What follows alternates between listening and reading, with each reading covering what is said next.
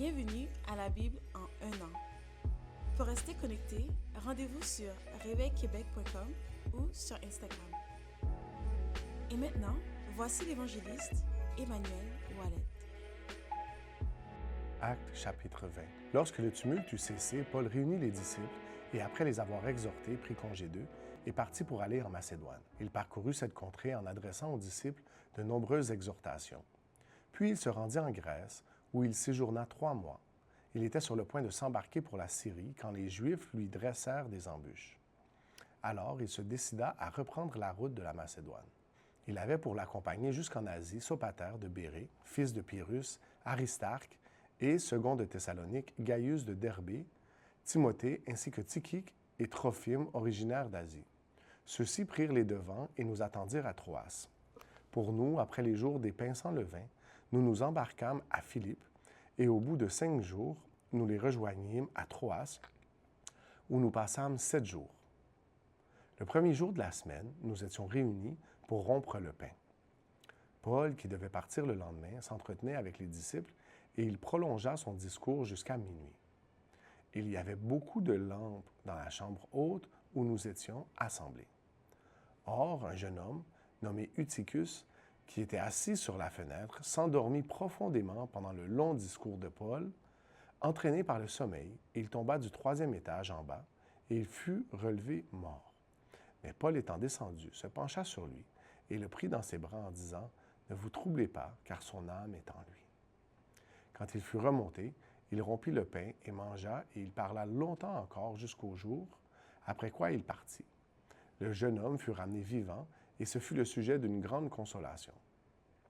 Pour nous, précédâmes Paul par le navire et nous fîmes pour Assos, où nous avions convenu de le reprendre, parce qu'il devait faire la route à pied. Lorsqu'il nous eut rejoints à Assos, nous le prîmes à bord et nous allâmes à Mytilène. De là, continuant par mer, nous arrivâmes le lendemain vis-à-vis de Chios. Le jour suivant, nous cinglâmes pour Samos et le jour d'après, nous vînmes à Milet.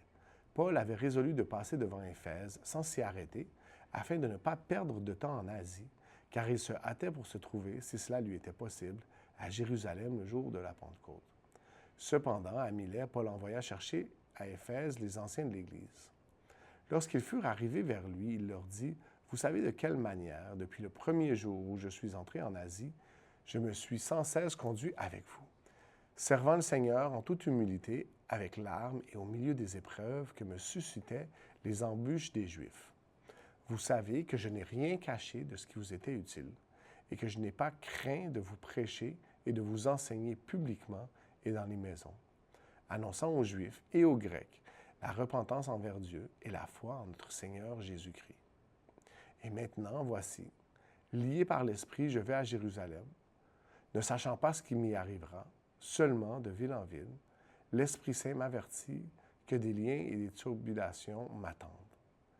Mais je ne fais pas pour moi-même aucun cas de ma vie comme si elle m'était précieuse, pourvu que j'accomplisse ma course avec joie et le ministère que j'ai reçu du Seigneur Jésus, d'annoncer la bonne nouvelle de la grâce de Dieu. Et maintenant voici, je sais que vous ne verrez plus mon visage, vous tous au milieu desquels j'ai passé en prêchant le royaume de Dieu. C'est pourquoi je vous déclare aujourd'hui que je suis pur de sang de vous tous, car je vous ai annoncé tout le conseil de Dieu, sans en rien cacher. Prenez donc garde à vous-même et à tout le troupeau sur lequel le Saint-Esprit vous a établi évêque, pour paître l'Église du Seigneur qu'il s'est acquise par son propre sang. Je sais qu'il s'introduira parmi vous, après mon départ, des loups cruels qui n'épargneront pas le troupeau, et qu'il s'élèvera du milieu de vous des hommes qui enseigneront des choses pernicieuses pour entraîner les disciples après eux. Veillez donc, vous, souvenant que durant 3 années, je n'ai cessé nuit et jour d'exhorcer avec larmes chacun de vous. Et maintenant, je vous recommande à Dieu et à la parole de sa grâce, à celui qui peut édifier et donner l'héritage avec tous les sanctifiés. Je n'ai désiré ni l'argent, ni l'or, ni les vêtements de personne. Vous savez vous-même que ces mains ont pourvu à mes besoins et à ceux des personnes qui étaient avec moi. Je vous ai montré de toutes sortes de manières que c'est en travaillant ainsi qu'il faut soutenir les faibles et se rappeler les paroles du Seigneur qui a dit lui-même « Il y a plus de bonheur à donner qu'à recevoir. Après avoir ainsi parlé, il se mit à genoux et il pria avec eux tous. Et tous fondirent en larmes, et se jetant au cou de Paul, ils l'embrassaient, affligés surtout de ce qu'il avait dit qu'ils ne verraient plus son visage, et ils l'accompagnèrent jusqu'au navire. Exode chapitre 7. L'Éternel dit à Moïse, « Vois, je te fais Dieu pour Pharaon, et Aaron ton frère sera ton prophète.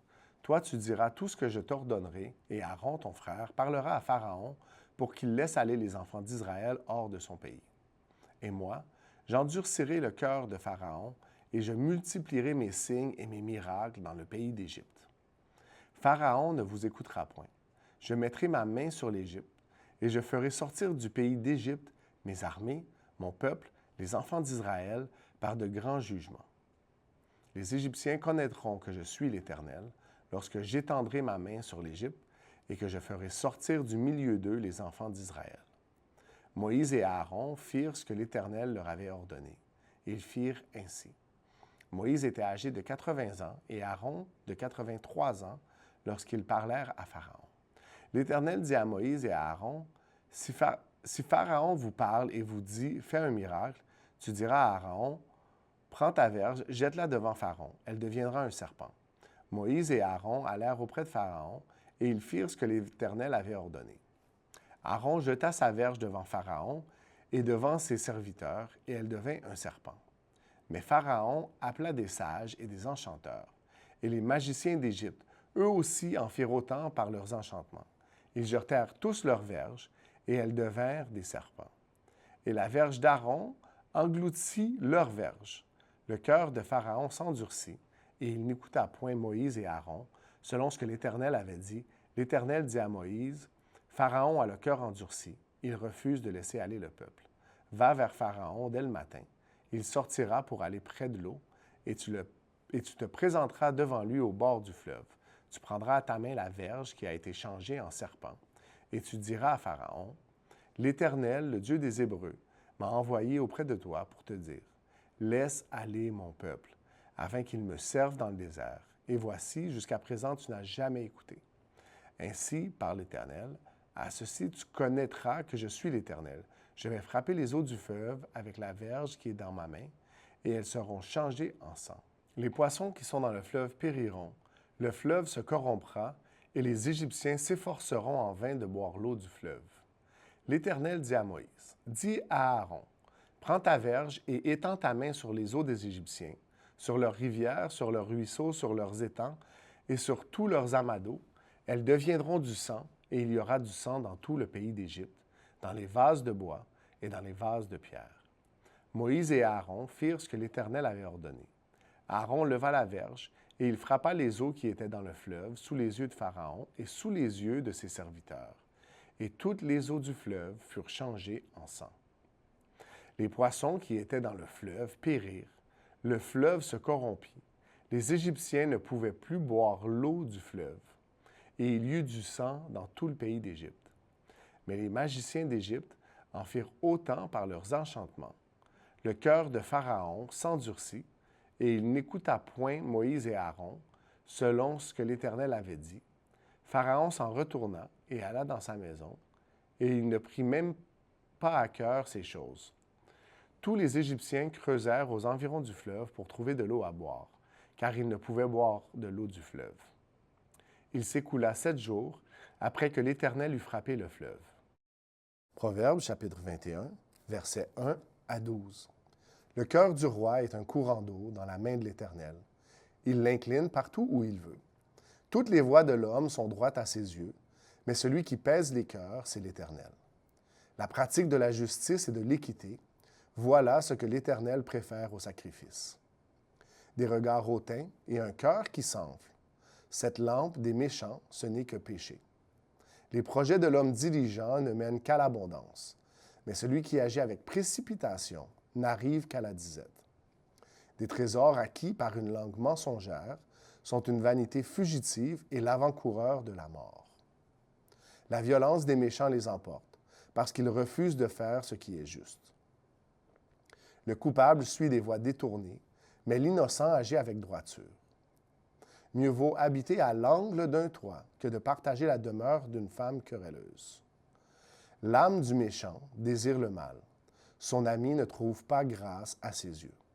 Quand on châtie le moqueur, le sot devient sage, et quand on instruit le sage, il accueille la science. Le juste considère la maison du méchant. L'Éternel précipite les méchants dans le malheur. Soyez bénis et passez une très bonne journée. Merci de partager la Bible en un an. Si vous êtes intéressé à participer à la mission de partager l'Évangile à cette génération, visitez réveilquebec.com et cliquez sur « Donner maintenant ». Merci d'avance. Nous espérons vous voir bientôt.